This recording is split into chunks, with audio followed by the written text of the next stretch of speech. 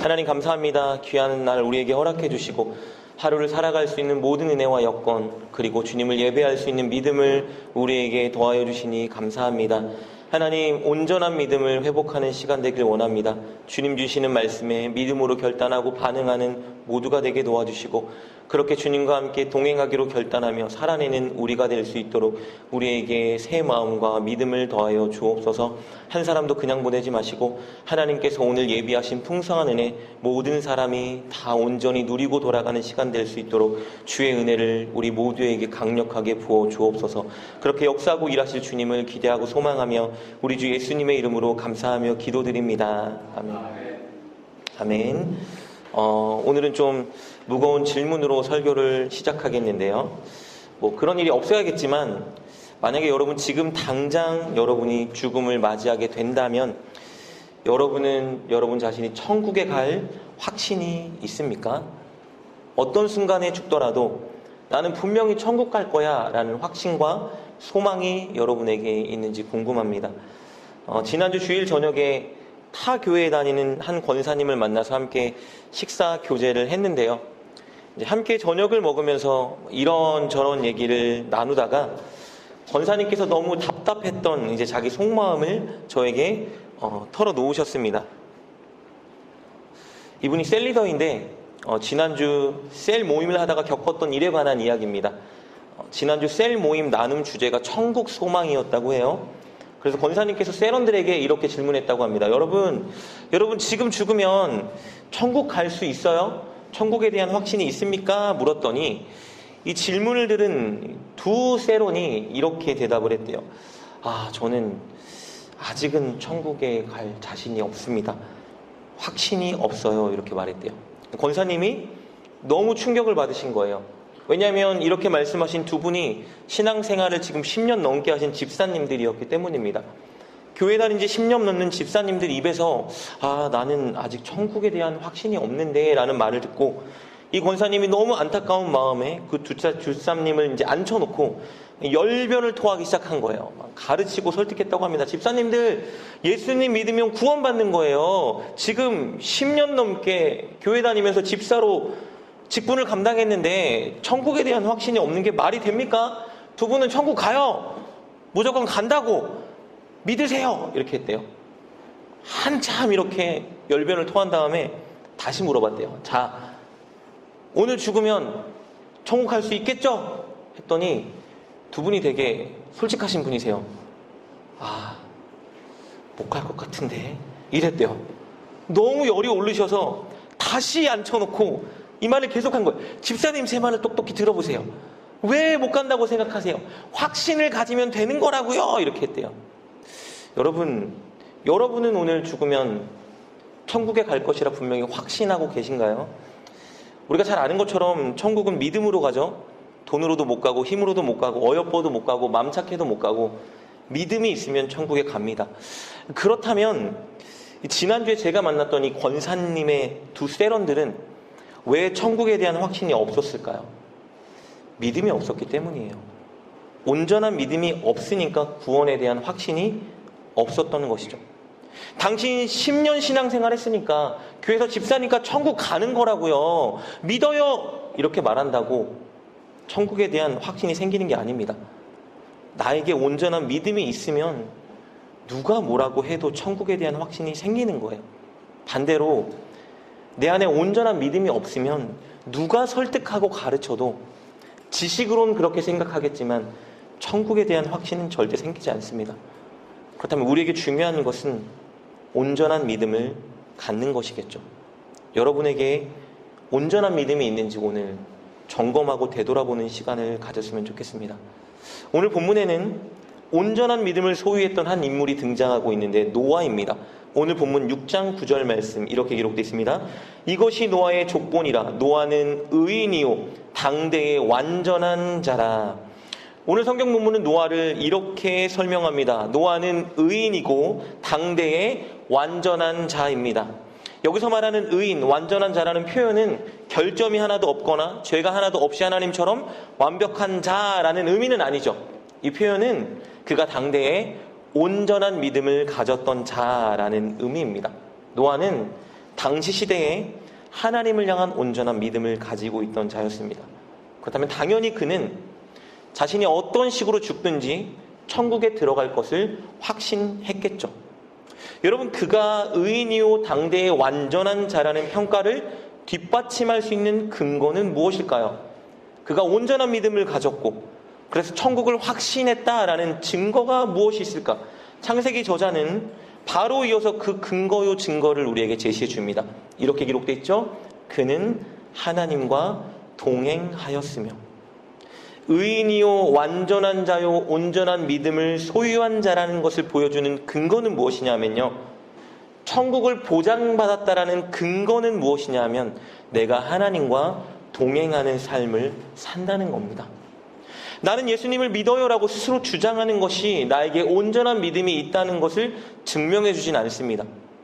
찬양하다가 막 감정이 올라와서 눈물을 흘리고 주님이 사랑해요 고백하는 것이 나에게 지금 온전한 믿음이 있다는 것을 보장해 주진 않아요.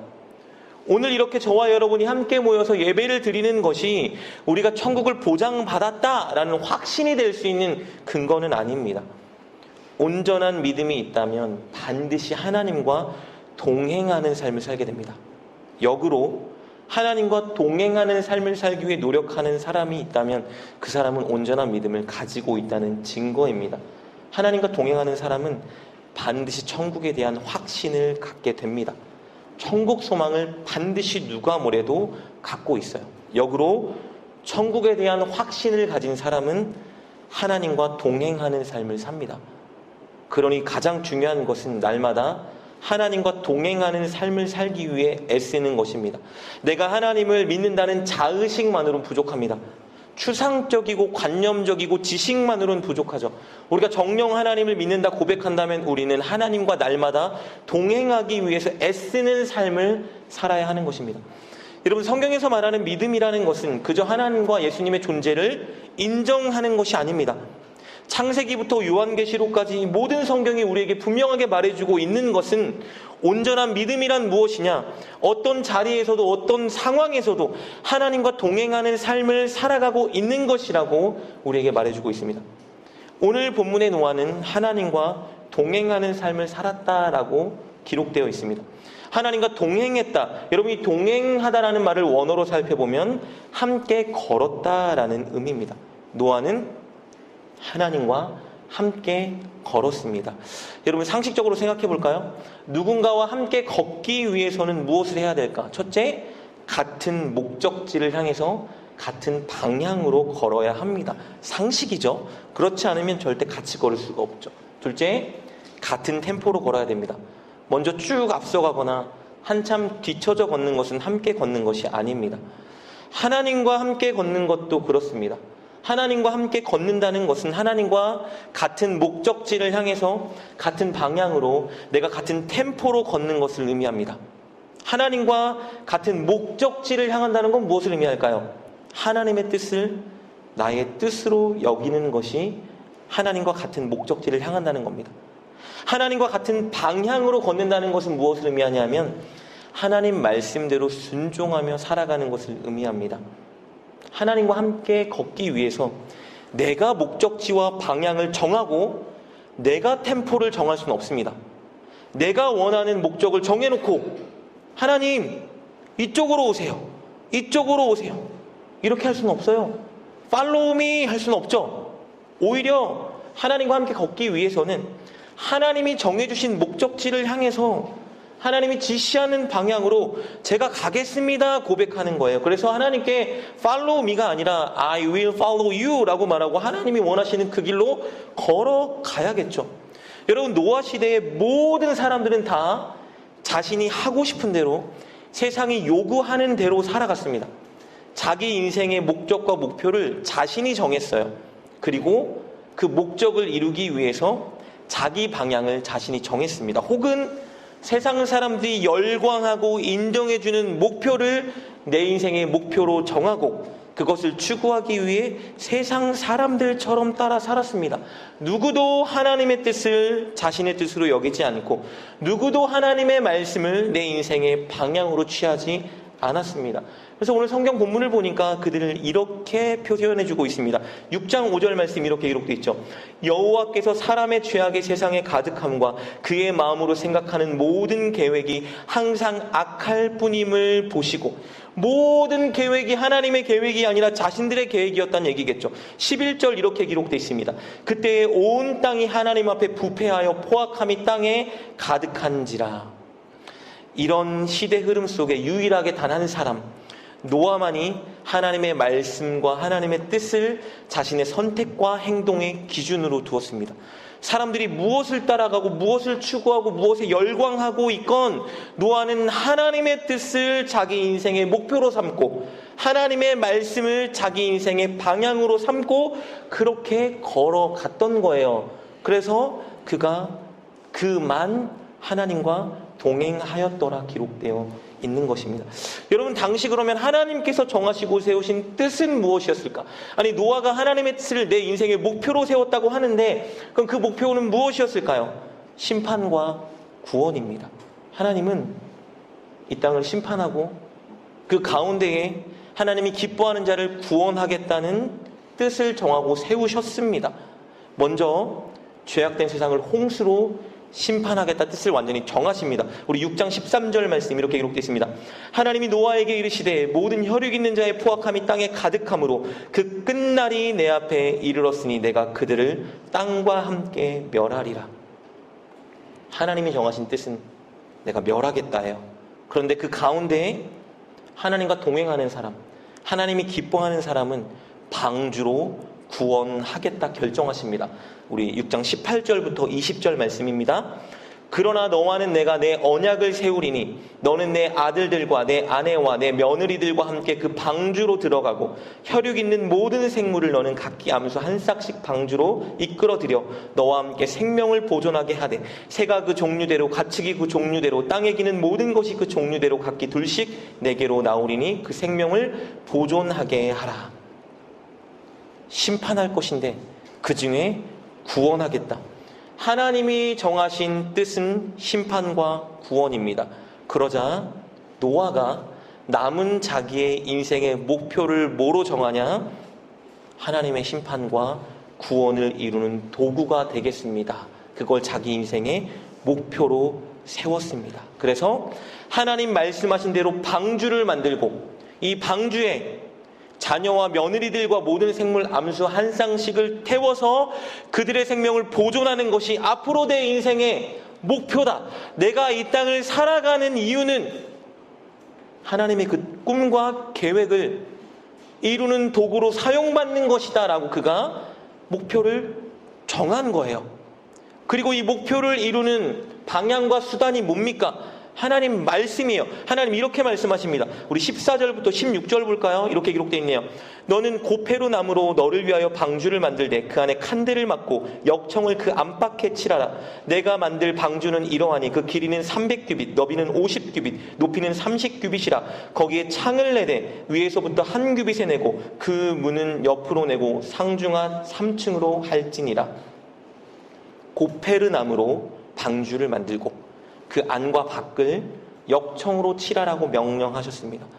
당시 길이를 재는 단위 한 규빗을 만약에 45cm로 잡는다면 방주의 길이는 137m, 방주의 너비는 약 23m, 방주의 높이는 약 14m입니다. 이 엄청 큰 방주를 노아가 만드는 것이 자기 인생의 목표가 된 거예요. 어떻게 만들어야 되죠? 하나님이 말씀하신 그 치수에 맞춰서 이 거대한 배를 만들어야 합니다.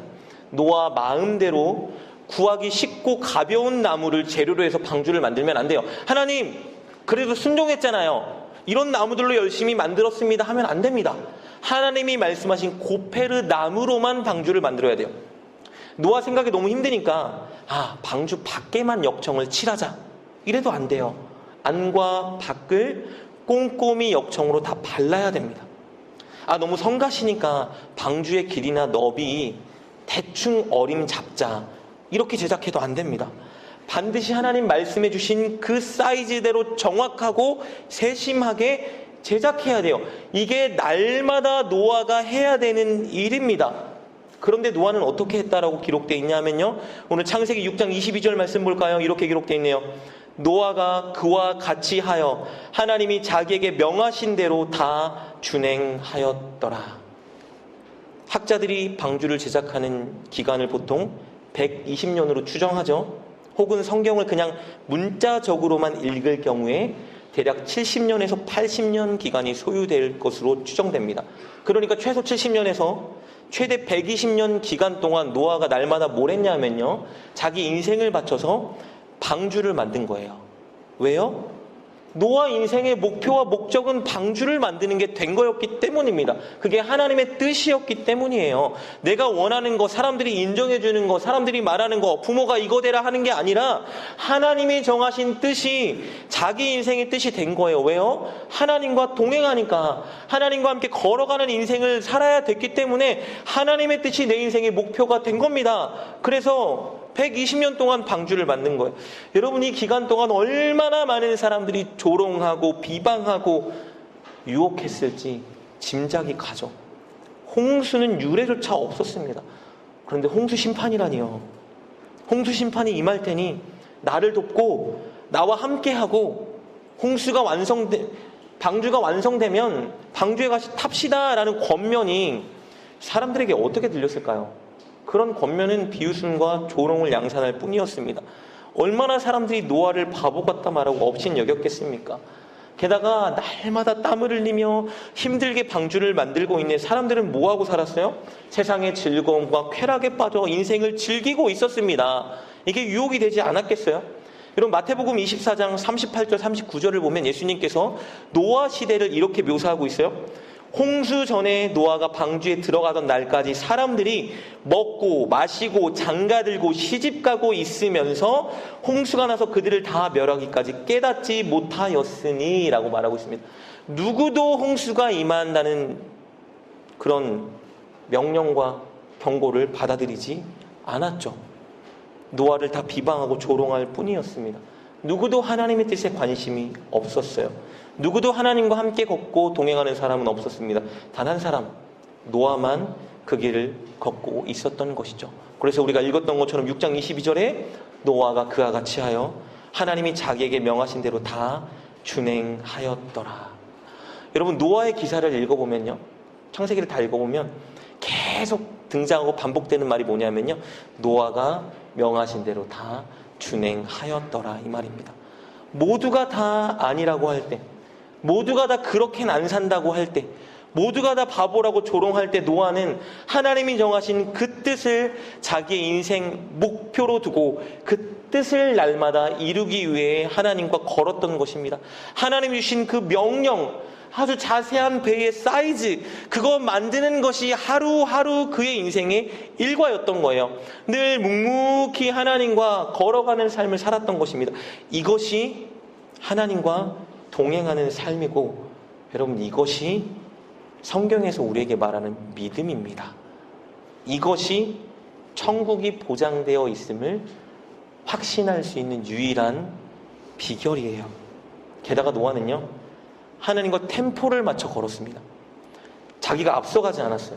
하나님이 말씀하시면 움직였어요.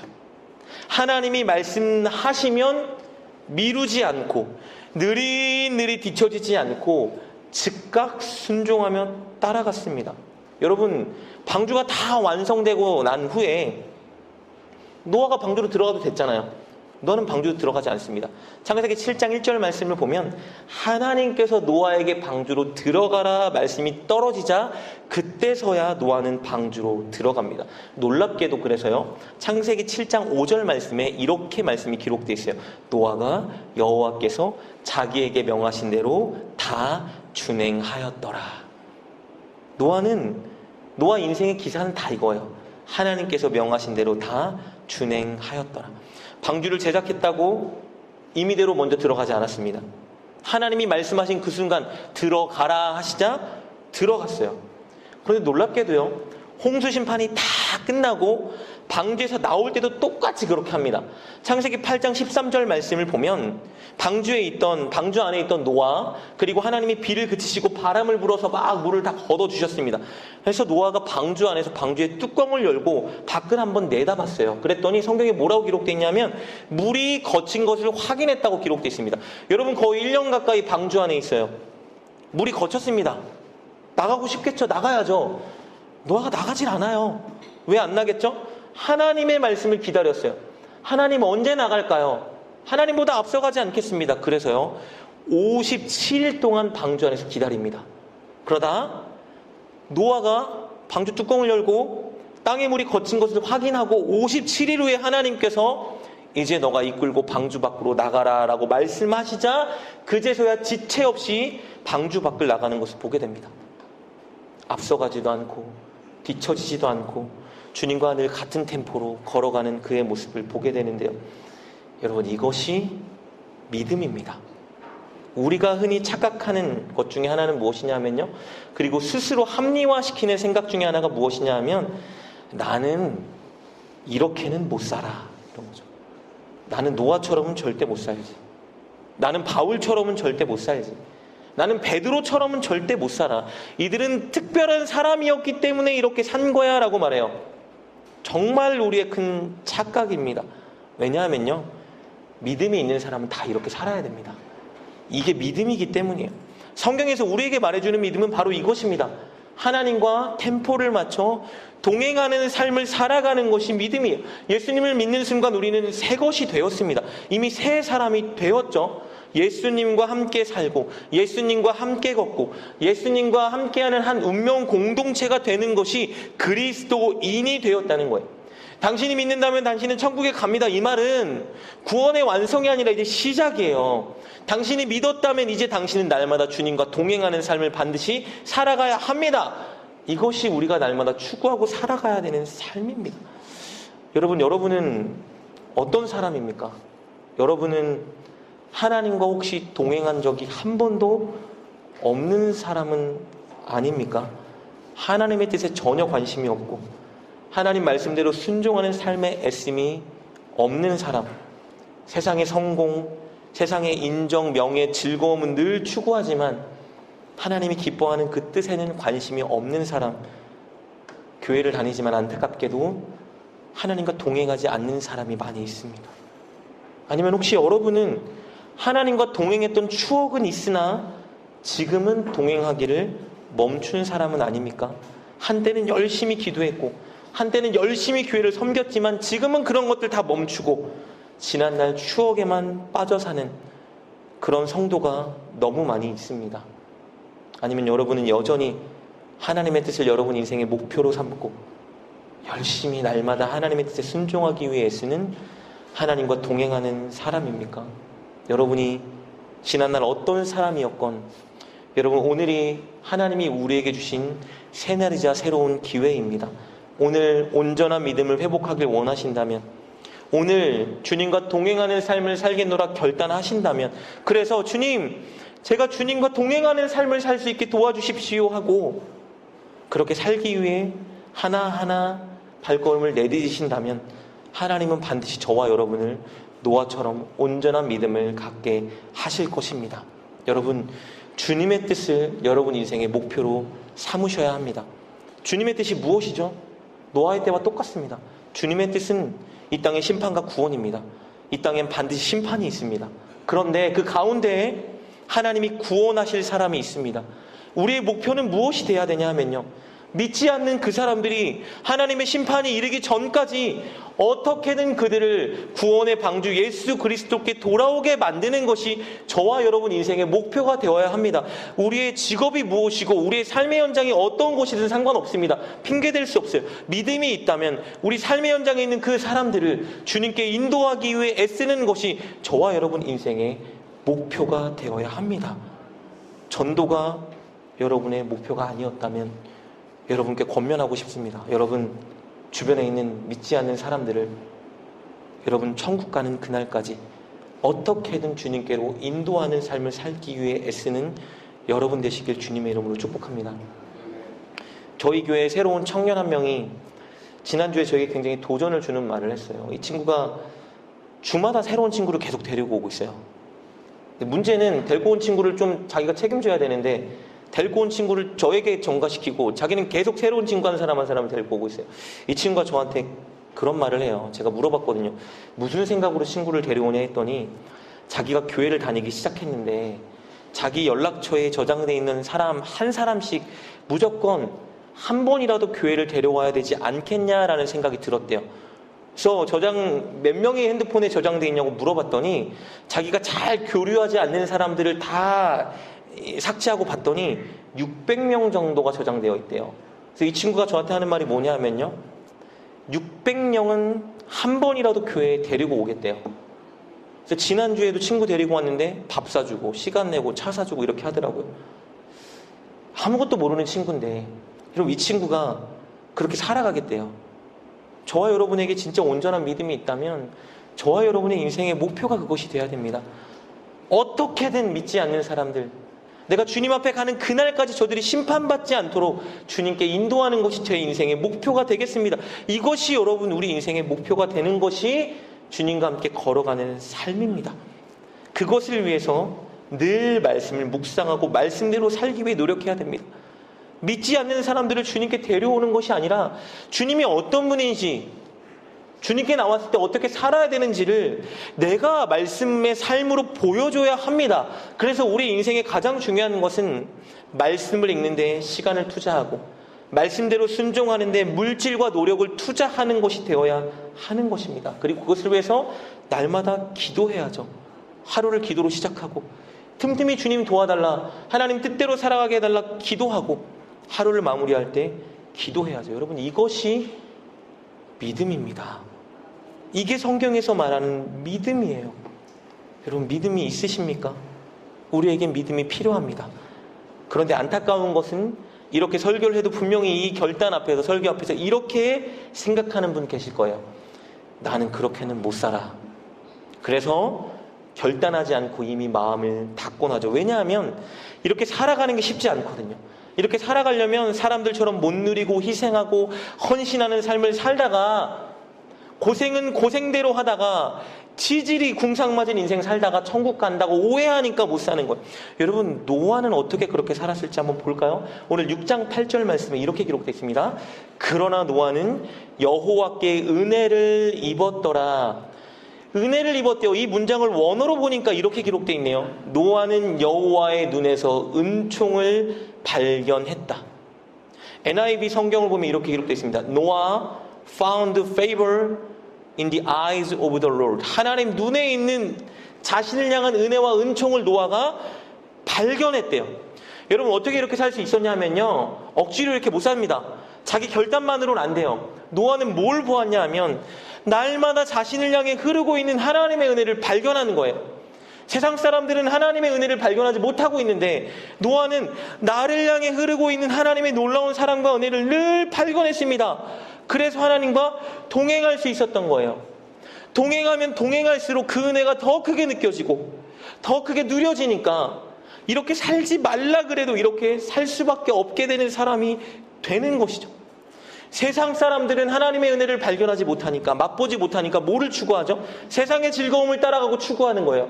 돈과 명예와 즐거움과 사람들이 한다고 하는 유행하는 모든 것들을 맛보고 싶어 하죠. 왜요? 하나님의 은혜를 경험하고 누리지 못하고 살기 때문입니다.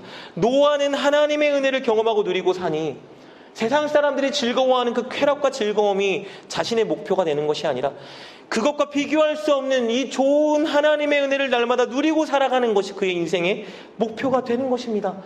누가 나를 조롱해도, 누가 이해 못해도 나는 하나님이 주시는 이 은혜, 평안, 격려, 안식, 기쁨, 즐거움이 내 안에 가득하니 날마다 방주를 만드는 삶을 살아갈 수 있었던 것입니다. 여러분, 우리가 살아가는 이 포스트 모더니즘 시대는 내가 내 인생의 주인이라 주창하고 있고요. 내가 원하는 모든 것을 자유롭게 해야 된다라고 우리를 선동하고 있고요. 남들보다 인정받는 사람이 되라 주장하고 있고요. 즐기는 것, 경험하는 것이 인생의 목표가 되어야 하니 그래서 돈이 생기면 여행 가고 무조건 하고 싶은 대로 살라고 우리를 유혹하고 있습니다. 그런데 여러분, 이런 시대 사조 속에도 분명합니다. 여전히 날마다 새벽을 깨우며 말씀과 기도로 하루를 시작하는 사람들이 많이 있습니다. 여전히 주님의 교회를 든든히 세우겠다고 자신의 시간과 물질을 바치고 노력하는 사람들이 있습니다. 요즘은 교회 날마다 못 가. 요즘 청년이 어떻게 새벽 기도를 해? 누가 교회를 자주 나가? 주일 한 번만 나와도 믿음이 좋은 거지라고 말하는 이 시대 속에 날마다 하나님께 기도하는 것이 인생의 목표고 시작이 되어야 된다 말하며, 여러분, 그렇게 새벽 이슬처럼 하나님께 나와 기도하는 청년들이 많이 있습니다. 손가락질 받고 조롱받으면서도 이 더운 여름에 길거리에서 전도지 들고 전도하는 수많은 사람들이 있어요. 여러분, 그들은 왜 그렇게 살까요? 고지식하고 어리석어서 그렇게 살아갈까요? 즐길 줄도 모르고 고리타분해서 그렇게 살아갈까? 아니에요. 그들을 향해 흐르고 있는 하나님의 은혜와 사랑을 발견하고 누리기 때문에 그렇게 살아갈 수 있는 것입니다. 피곤해도 기도할 때 주어지는 하나님의 평안과 소망이 있기 때문에 피곤하고 바쁜 와중에도 기도의 자리를 지킬 수 있는 거예요. 말씀을 읽고 묵상할 때 나를 새롭게 변화시켜 주신 하나님의 은혜와 능력을 경험하기 때문에 그렇게 살아가는 것입니다. 내 물질과 내 시간, 노력을 쏟아부으며 전도할 때 느껴지는 그 하나님의 마음이 있기 때문에 전도하는 삶을 살아가는 거예요. 그렇게 살지 않는 사람들은 단 한 번도 누리지 못했던 그 은혜를 그들은 발견하고 누리고 있기 때문에 그렇게 살아갈 수 있는 것입니다. 주님과 동행할 때 그런 은혜가 주어지기에, 그런 은혜를 발견하기에 살아가는 것. 여러분, 본문의 노아를 생각해 볼까요? 120년 동안 죽어라 고생하며 방주를 만들었어요. 불쌍해 보이죠? 인생에서 누리고 즐겨야 하는 것들 누리고 즐기지 못하죠? 안쓰럽죠? 주일 지키겠다고 여행도 못 가고, 여행 가도 주일 지키겠다고 어떻게든 주일 사수하겠다고 여행 10일, 20일 가야 되는 그 여행 5일, 4일, 3일 가는 거, 여러분 어리석어 보이죠? 하나님께 가스라이팅 당해서 부당한 대우 당한다고 생각할 수 있는데요, 정말 중요한 걸 모르는 사람들이 그렇게 생각하는 겁니다. 노아는 세상 사람들이 결코 경험할 수 없는 하나님의 은혜를 지금 맛보고 살아가고 있었던 거예요. 평안과 안식과 격려와 위로와 기쁨을 맛보고, 게다가 나를 하나님의 뜻을 이루는 도구로 사용하신다는 그 영광을 그가 확신하고 누리고 있었습니다. 무엇보다 세상을 향한 심판 속에 내가 구원받는다 확신과 그 경험을 그가 누렸습니다. 노아뿐만 아니라 나로 인해 내 가족이 하나님께 구원받는 자리에 서게 됐다라는 가장 큰 은혜를 그가 맛보고 누리고 있었던 것입니다. 억지로 순종하는 게 아니라 그 안에 기쁨과 감사와 감격과 즐거움이 있었기에 자원하며 순종할 수 있었던 것입니다. 여러분, 이 은혜가 오늘도 동일하게 주님과 동행하겠다 결단하고 노력하는 사람들에게 주어지고 있습니다. 여러분은 그 행복을 느끼고 계신가요? 여러분, 누군가가 여러분에게 여러분 행복해요? 라고 물을 때 여러분 자신 있게 하나님 때문에 행복합니다 말할 수 있습니까? 제가 청년일 때 저를 지도해 주셨던 목사님께 전화가 며칠 전에 왔어요.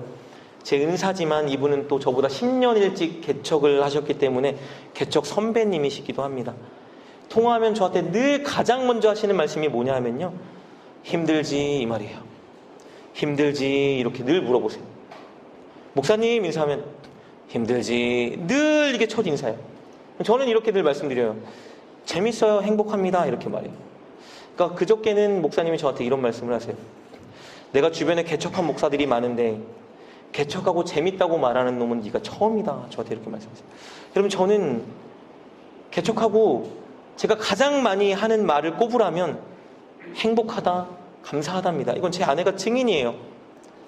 그 전에도 행복하고 감사했지만 개척하고 하루도 빠지지 않고 늘 제 입에서 나오는 고백은 뭐냐 하면요, 진짜 감사하다, 진짜 행복하다, 진짜 하나님의 은혜다, 이거예요. 처음 개척하고 아내와 둘이 새벽 예배를 드릴 때 이게 맞나 생각을 한 적이 있었는데 하나님이 제 마음에 너무 강하게 내가 이 예배를 너무 기뻐한다 말씀해 주셔서 정말 너무 얼마나 많이 울었는지 모릅니다. 이 예배 하나님이 너무 기뻐하시는구나, 다시 또 힘있게 할 수 있고요. 성도 한 명 오면 얼마나 기쁜지 몰라요. 우리 힘으로 오게 할 수 있는 것도 아닌데 새로운 성도가 한 명 와서 적응하면, 또 성도가 약간 믿음이 연약해지는 것 같은데 기도하다가 또 은혜 받는 거 보면 얼마나 감사한지 모릅니다. 제 인생에, 우리 가족에게, 성도의 교회에 부어주는 은혜를 보면 얼마나 감사하고 행복한지 진짜 몰라요. 내가 무엇인데 하나님이 나한테 이렇게 은혜를 많이 주지?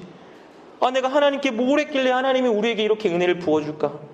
이런 생각이 많이 드니까 너무 기쁜 거예요. 그저께는 제가 사실 지방에서 열린 주일학교 캠프를 다녀왔는데요. 말씀을 전하고 기도를 인도하고 왔습니다. 힘들고 피곤했는데 하나님이 얼마나 많은 은혜를 부어주시는지, 피곤하고 힘든 건 다 잊혀졌어요. 아이들이 막 뜨겁게 기도하는 걸 보니까 마음에 막 소망이 생기고 하나님의 막 꿈이 막 일어나는 것 같고, 이런 경험을 할 수 있는 게 얼마나 행복한지. 집에 새벽 1시 넘어서 도착했는데 아내가 계속 한 말은 뭐냐면 하나님의 은혜다. 진짜 하나님께 우리는 복받았다. 하나님 정말 너무 감사합니다. 이 고백만 계속 되뇌었습니다. 여러분, 우리가 행복하지 않은 이유는요, 돈이 없어서가 아니에요. 우리가 행복하지 않은 이유는요, 사람들에게 인정받지 못해서가 아닙니다. 남들보다 탁월하지 못해서 행복하지 않은 게 아니에요. 남들이 다 누리는 거 내가 누리지 못하기 때문에 행복하지 않은 게 아닙니다. 우리가 행복하지 못한 이유는요, 나를 향해 흐르고 있는 하나님의 은혜를 발견하지 못하기 때문입니다. 하나님과 동행하고 있지 않기 때문에 행복하지 않은 거예요. 우리 교회가 행복하지 않은 이유는요, 사람이 적어서가 아닙니다. 교회가 힘이 없고 뜨겁지 않은 이유는 교회가 작고 사람이 없어서가 아니에요. 하나님과 동행하는 사람이 많지 않기 때문입니다. 우리가 우리를 향해 흐르고 있는 하나님의 큰 사랑과 은혜를 발견한다면, 그래서 하나님과 함께 걷기를 시작하면 우리는 늘 행복할 수 있습니다. 왜냐하면 우리가 하나님과 함께 걸을 때 우리와 함께하는 그 크신 하나님의 사랑과 은혜가 느껴지기 때문이고, 천국에 대한 확신한 소망이 생기기 때문입니다. 우리 교회 성도 한 사람 한 사람이, 여러분 한 사람 한 사람이 여러분을 향해 흐르고 있는 하나님의 은혜와 교회를 향해 흐르고 있는 하나님의 은혜를 발견한다면, 그래서 여러분이 하나님과 동행하기 위해 힘쓴다면 교회는 굉장히 행복해지고 능력 있어지고 부흥됩니다. 왜냐하면 우리 교회와 늘 함께 하신 하나님의 임재와 은혜가 느껴지고, 늘 만날 때마다 우리 안에 계신 하나님을 나누고 공감하고 위로받고 소망을 얻기 때문에 교회는 행복할 수밖에 없습니다. 5사람, 10사람만 있어도 그 10사람이 늘 하나님과 동행하고 하나님의 동행하는 은혜를 나누면 그 교회는 행복한 교회예요. 여러분, 3의 법칙이라고 들어보셨는지 모르겠어요. 스탠포드 대학의 필립 짐바로드라는 교수가 이렇게 주장했습니다. 3사람이 모이면 그때부터 집단이라는 개념이 생기고, 3사람이 같은 행동을 하기 시작하면 사람들은 그럴 만한 이유가 있나 보다 생각하게 되고, 3사람이 모여 같은 행동을 하면 그것이 하나의 움직임을 일으킨다라고 주장했어요. 무슨 말이냐? 3의 법칙은 3사람이 함께하면 상황을 바꾸는 구체적인 힘이 나타난다라는 주장인데, 이게 진짜 진리냐 확인하기 위해서 우리나라에서 실험을 했습니다. 여러분, 강남 한복판에 사람들이 너무 많이 지나다니는 횡단보도 중간에 한 사람이 하늘을 보고 이렇게 서 있었습니다. 한 사람이 이렇게 서 있으니까 지나가던 사람들이 신경을 안 써요. 자, 2사람이 횡단보도 중간에서 2사람이 같이 하늘을 보고 이렇게 와 하고 있었습니다. 그러니까 지나가던 사람들이 하늘을 힐끗힐끗 쳐다보는 거예요. 3사람이 같이 같은 방향을 이렇게 하면서 와 하고 있더니 사람들이 다 멈춰서고 하늘을 보기 시작합니다. 이게 바로 3의 법칙이라는 거예요. 교회에서 하나님과 동행하기 위해 노력하는 온전한 믿음을 가진 3사람만 있으면 교회는 행복해지고 변화될 수 있습니다. 저와 여러분이 오늘 이 시간 하나님과 함께 하겠다고 결단한다면 우리 교회는 얼마나 행복해질까요? 얼마나 큰 역사가 일어나겠습니까? 사랑하는 여러분, 온전한 믿음을 회복해야 합니다. 지금부터 주님과 함께 걸어가십시오. 여러분의 인생의 목표를 하나님의 뜻으로 삼으십시오. 사람들을 구원의 길로 인도하는 그것이 여러분 남은 인생의 목표가 되었으면 좋겠습니다. 그리고 그것을 위해 날마다 말씀을 읽고 말씀대로 한 자락이라도 살아가기 위해 애쓰고 노력하시고 날마다 기도로 주님과 교제하십시오. 그럴 때 여러분 지금까지 누리지 못했던 놀라운 행복과 즐거움이 여러분 인생을 지배할 것이고, 그런 여러분 덕분에 우리 교회는 놀랍게 부흥되고 행복한 교회가 될 수 있을 것입니다. 이것이 바로 하나님의 꿈과 계획입니다. 오늘 이 시간 우리 함께 이 하나님의 꿈과 계획을 위해 믿음으로 찬양하고 결단하는 시간을 가졌으면 좋겠습니다. 우리 함께 주만 바라볼지라